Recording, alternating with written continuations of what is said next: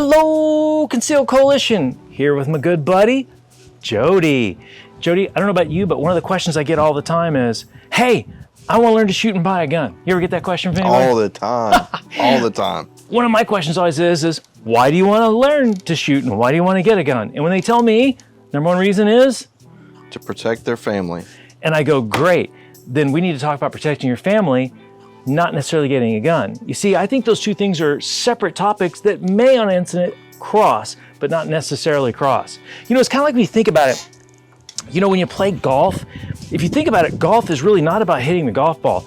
It is a problem from taking it to the first tee box to the 18th hole. Now, you use the sticks to do that, but it's a game that is a problem-solving game. And I think of self-defense that way. I think of self-defense as from the moment we know we're in trouble to the last piece of paper getting signed off by the court is that whole self-defense. And I don't know about you, but I see a lot of people a little too focused on the gun, not the defensive lifestyle. What say you, my friend? Yeah, I think that's true. I think that you know, in the industry, we say that the firearm is a tool of last resort, right? But we don't ever think. I think. Well, what is your saying? What happens between profanity and the gun? Profanity and a pistol, we probably need a tool. But usually, I'm talking about pepper spray there. Right. And if you're going to talk about pepper spray, how important do you think it is to have other weapons other than a firearm? Well, absolutely. I think that not every situation calls for a firearm.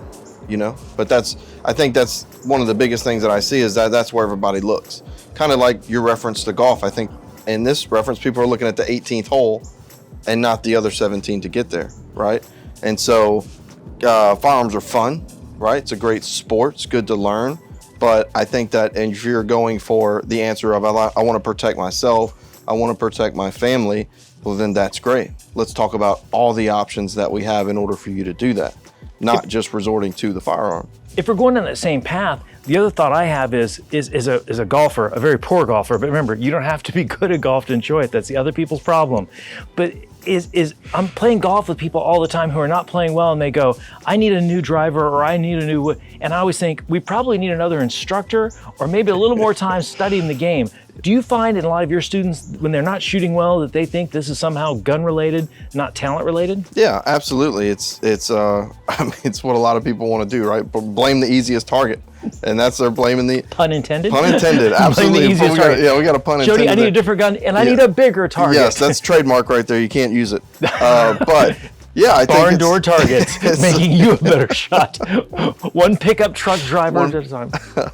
I think that's what people see, and sometimes, to be honest with you, I think starting if you're going the firearm route, starting with the right firearm is important.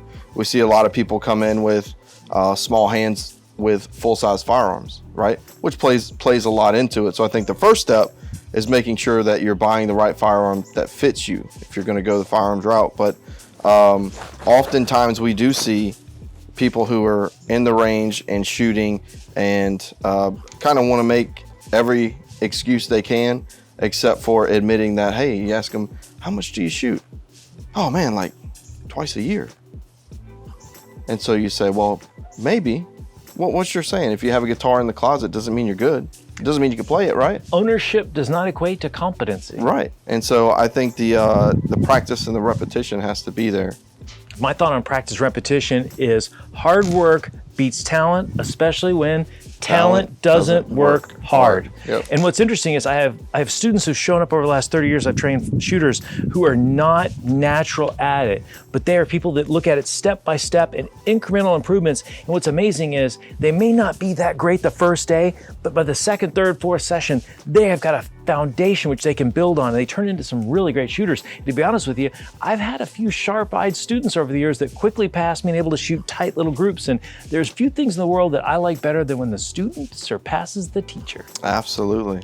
Absolutely. I get that asked all the time too. Hey, you want to shoot? And it's like, I want them to shoot well. You know what I mean? I want that for them. But in that situation, from a pride standpoint, I have everything to lose and nothing to gain, right? Well, I think as an instructor, anything I tell them I need them to do, I need to shoot the drill. I need to shoot the drill competently. So I can never have a drill that I can't perform well.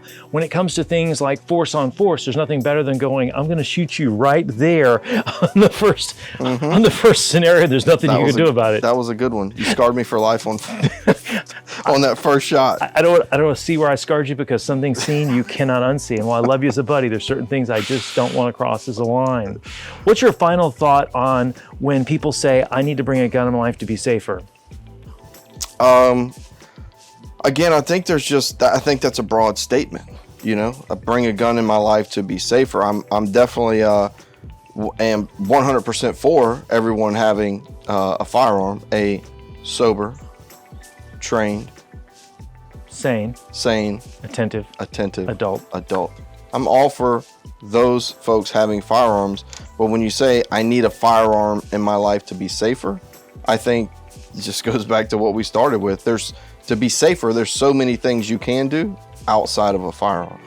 So I encourage people to look at those other avenues of what can I do to make myself, my family, friends, whatever you're trying to protect. Our motto, protect what matters most. Whatever protecting what matters most means to you, let's look at all avenues of training and not just the firearm.